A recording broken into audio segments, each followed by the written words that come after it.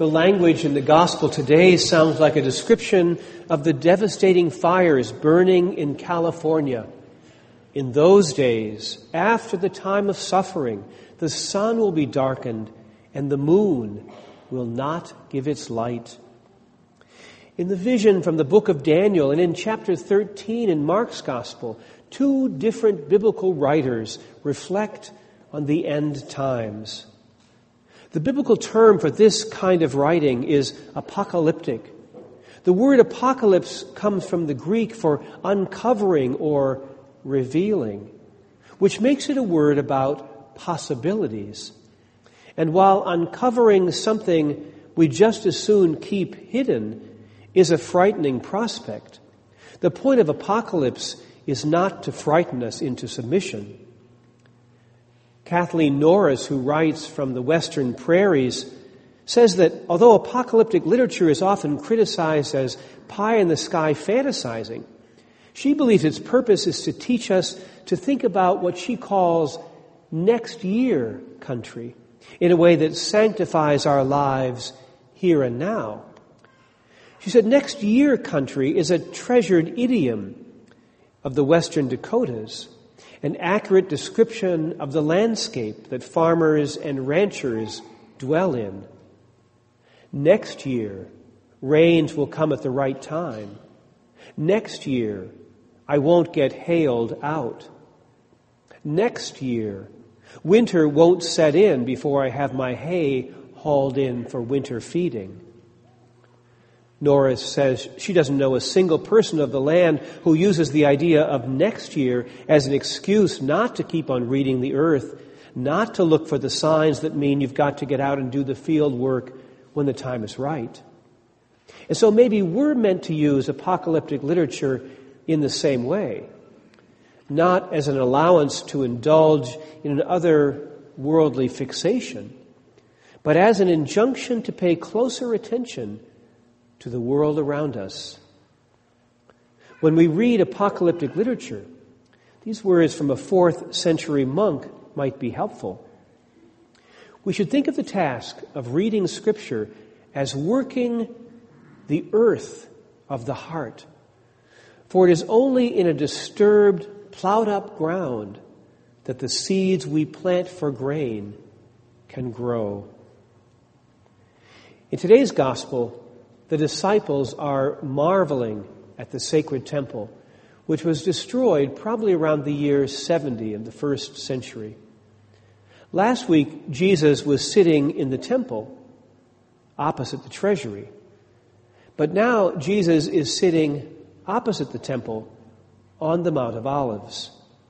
This move and position is important because it is on the Mount of Olives in the Garden of Gethsemane that the Passion will begin. When you look down from the Mount of Olives across the Kidron Valley to the Temple Mount, you see at the bottom of the valley a graveyard, which would have been there in the time of Jesus. So while the disciples are focused on the temple and contemplating its collapse, Jesus is inviting us to look away and to see something else. Then they will see the Son of Man coming in clouds with great power and glory. Jesus is quoting from the book of Daniel, and he'll repeat that same statement standing before the high priest, who asked him, "Are you the Messiah, the Son of the Blessed One?" And Jesus said, "I am." As the author of Hebrews reminds us, the last enemy to be conquered is death. But Christ conquers death not with death, but with life. As he faces the end, Jesus invites us to turn again to the beginning. From the fig tree, learn its lesson. As soon as its branches become tender and it puts forth its leaves, you know that summer is near. So also, when you see these things taking place, these powerful destructive forces which shake the heavens and the earth, you know that he is near, at the very gates. Summer is the time of the fig tree fruit, the time of fulfillment. And so, in his passion and resurrection, Jesus is completing creation, not destroying it. Teilhard de Chardin said that God is continuing creation not from the past, but from the future.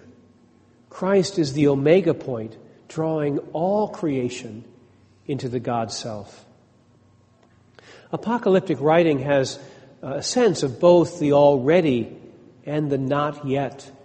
As the writer of the book of Daniel announces, many of those who sleep in the dust of the earth shall awake. Some shall live forever. So what seems like the end is actually a discovery of something we didn't know before. The vision continues, but the wise shall shine brightly like the splendor of the firmament, and those who lead the many to justice shall be like the stars forever. God has made us for eternity. We come from God, and we are going to God. Joni Mitchell sang it this way: we are stardust, billion-year-old carbon. We are golden, caught in the devil's bargain, and we've got to get ourselves back to the garden. The garden, of course, is Eden, that paradise of the new creation. But how can we return to a place from which we have been banished?